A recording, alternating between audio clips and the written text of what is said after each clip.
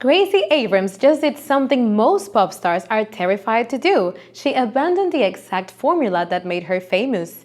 At the peak of her commercial success, after opening for Taylor Swift, dominating TikTok, and building one of the strongest Gen Z fan bases in music, Gracie Abrams didn't play it safe. She detonated her own aesthetic, and somehow that made her even bigger. Because Daughter from Hell isn't just an album rollout, it's one of the smartest psychological marketing campaigns we've seen in modern pop music. Hey everyone, welcome back to Label Grid, the channel where we break down the business, branding, and psychology behind the biggest music marketing strategies in the world. I'm Valeria, media manager at Label Grid. Today we're dissecting how Gracie Abrams transformed burnout, emotional vulnerability, and fan intimacy into a full-scale commercial machine. We're talking about the clinical intimacy strategy, the decentralized TikTok rollout, the luxury brand balancing act, and why her team may have quietly discovered the blueprint for surviving algorithm fatigue in 2026. If you're an artist, manager, marketer, or just obsessed with how modern music really works behind the scenes, subscribe right now to Label Grid because this rollout is a masterclass. Let's get into it. Gracie Abrams destroyed her own aesthetic before the internet got bored. Gracie Abrams killed the exact aesthetic that made her famous before the audience had the chance to get tired of it, and that might be the smartest decision of her entire career. Here's why. The Secret of Us was built around warmth, yellow tones, summer visuals, Ferris wheels, friendship, emotional openness. The campaign felt communal, soft, comforting. It matched the emotional aftermath of the Eras Tour perfectly. But success creates a dangerous trap. The moment an aesthetic becomes too recognizable, it stops feeling emotional and starts feeling commercial. Audiences begin predicting the artist before the artist even speaks. That's when a brand becomes stagnant. So instead of stretching the same visual identity for another 2 years like most labels would, Gracie's team pivoted instantly. No giant billboard campaign, no skywriting, no cinematic teaser trailer, just a quiet Instagram note. That silence is strategic because in 2026, overstimulation is the default state of the internet. Everybody is screaming, everybody is teasing, everybody is building hype. So when Gracie suddenly became quieter, people leaned in harder. And then came the title. Daughter from Hell, that title alone changes audience expectations immediately. It's darker, more confrontational, more psychologically loaded. It signals conflict before the music even starts. And then the visual language completed the transition. Sterile doctor offices, clinical lighting, inkblot test, emotional paralysis, burnout. This is what I call clinical intimacy marketing. Instead of marketing aspiration, Gracie markets emotional recognition. She doesn't position herself above the audience. She positions herself beside them. That's why fans connect so deeply to her brand. She doesn't feel like a celebrity observing anxiety from a distance. She feels like someone documenting it in real time. Gracie Abrams used TikTok like a psychological weapon. Gracie Abrams didn't just release a song on TikTok, she turned fans into detectives before the single even dropped. And this is where the rollout becomes terrifyingly smart. Most artists still treat songs like singular products. You release the song, then you hope people clip it, but Gracie Abrams' team understands something critical about modern streaming culture. Songs are no longer products, they're ecosystems. Weeks before Hit the Wall officially dropped, tiny fragments of the bridge started appearing online. Not polished teasers, not expensive ads, voice note-style clips. Raw-sounding snippets, unedited emotional fragments. Why? Because rawness performs better psychologically. Perfect content feels corporate. Imperfect content feels personal. And then comes the genius layer underneath all of it. Aaron Dessner, Bryce Dessner, Justin Vernon.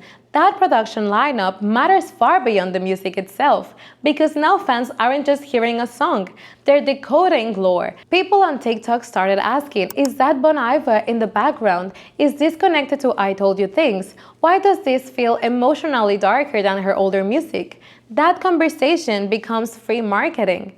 The fans become investigators, analysts, theorists, and once fandom turns into participation, engagement skyrockets. This is decentralized promotion. Instead of forcing a narrative onto the audience, Gracie's team created an environment where fans build the narrative themselves. And that's infinitely more powerful than traditional advertising. Gracie Abrams turned emotional burnout into a luxury brand. Gracie Abrams somehow made emotional burnout feel luxurious, and that should not work as well as it does. But this is where her branding becomes elite because Gracie Abrams is balancing two identities that normally contradict each other completely. Luxury celebrity and emotionally fragile indie songwriter. Usually artists lose credibility when they move into luxury partnerships. Fans are feeling like the artist became too polished, too corporate, too distant. But Gracie's team solved that problem perfectly. Look at the visual sequencing. One moment she's discussing emotional burnout in stride-back interviews at SiriusXM sessions. The next moment she's fronting massive hourglass campaigns and attending the Met Gala with Vogue. That contrast is intentional. It creates what marketers called aspirational relatability. She remains emotionally accessible while simultaneously becoming commercially elevated.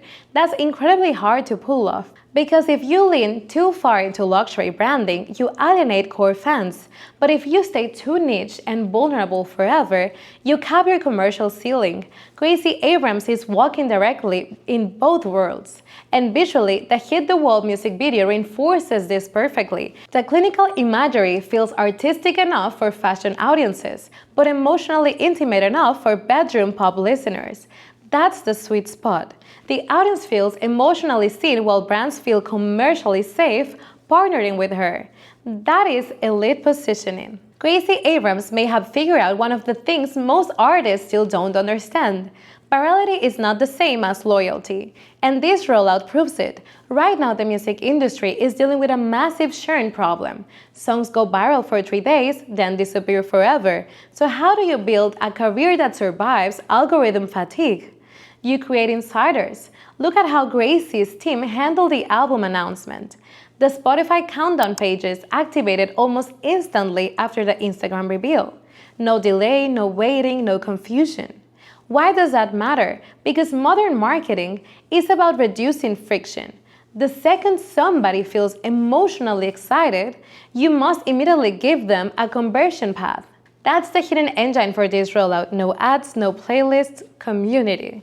Gracie Abrams may have just exposed why most modern album rollouts fail. They focus too much on attention and not enough on emotional infrastructure. So what are the biggest lessons artists and labels should learn from Daughter from Hell? First, don't stay trapped inside the aesthetic that made you famous. The internet rewards novelty, but audience rewards evolution. Second, emotional specificity beats mass market perfection. The more clinically honest the rollout felt, the more audiences trusted it. Third, stop teasing songs like isolated products. Every snippet, visual, lyric, and fan theory is part of the marketing ecosystem now. Fourth, intimacy scales better than virality long term. Anyone can go viral once. Very few artists can build a fan base that emotionally identifies with their evolution. And finally, the biggest lesson of all, modern music marketing is no longer about being the loudest artist in the room. It's about becoming the most emotionally recognizable. Gracie Abrams may just have proven that vulnerability is no longer a branding weakness. It's the product itself. And honestly, that could completely reshape how labels approach artist development moving forward. But now I want to hear from you. Do you think Daughter from Hell will outperform The Secret of Us commercially? Drop your thoughts in the comments below. And if you enjoyed this breakdown, make sure to subscribe to Label Grid for more deep dives into psychology, branding, and business behind the biggest music rollouts in the world. Thank you for watching, and I'll see you in our next video. Bye!